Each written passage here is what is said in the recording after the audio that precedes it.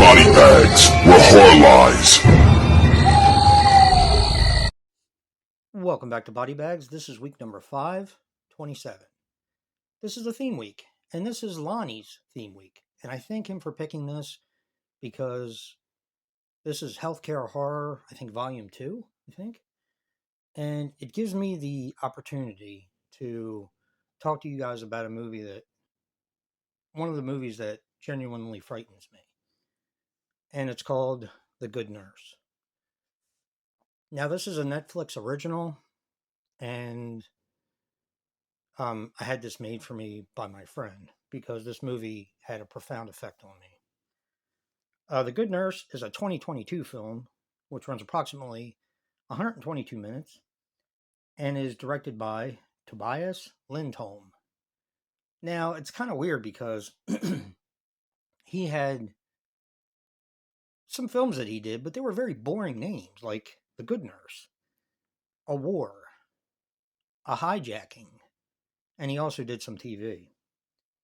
But man, does this man know how to direct a film. Whew. Okay, this stars Eddie Redmayne as Charlie Cullen, Jessica Chastain as Amy Coughlin, and Denise Pillett as Nurse Number 1. And this is actually produced by Darren Aronofsky. Now, that should sound familiar because he's done a lot of very different type of films. Like films like Mother, which I happen to be a big fan of. He did Noah. He did Pi. Movies like that. And this is about I don't want to say too much about it, but Jessica Chastain plays a nurse, and she has a heart problem, and it's to the point now where she gets out of breath and is starting to have trouble doing her job. Now, here's the problem: she needs a heart transplant. She needs to be put on the list, and she doesn't have health insurance. A nurse that doesn't have health insurance. She has to work there for over a year, and she has like 4 months left. Excuse me.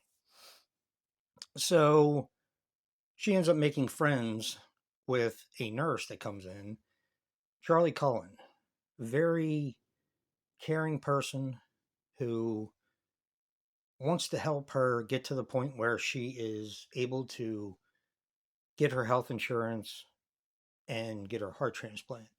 She is a single mom with 2 girls, and it's very hard. That, first of all, makes it very hard.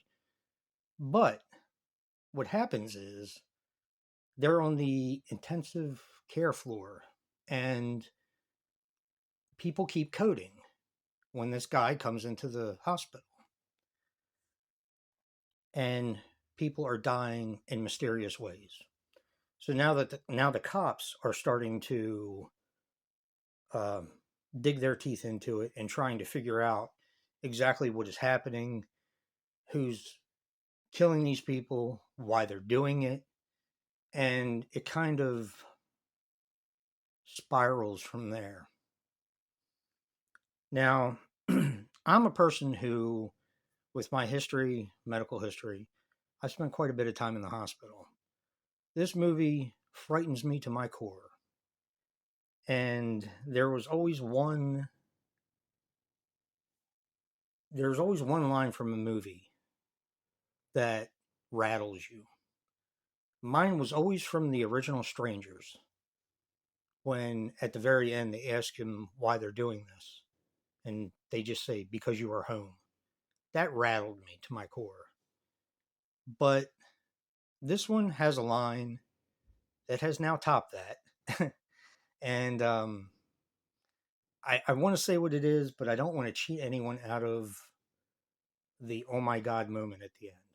So I'm not going to say what it is, but let's just say that this has a line in it that just rattled me to my core.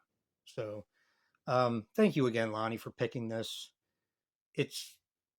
I've been wanting to talk about this movie for a while. Some people would consider this a drama. or a crime drama. I consider this horror because this movie horrifies me. I've watched this twice and I still can't believe it. The person, and this is actually based on a true story of a nurse who killed over 400 people in different hospitals and got away with it. It just blows my mind. Eventually, they did catch the person, but it blew my mind. It really did. Definitely real life horror. And if you have Netflix, check this out. It's a great film. It really is. And this kind of, I guess, is part of it. Physical media matters, guys. Physical media. Come on, Netflix. Put out some physical media stuff. And until next time, peace.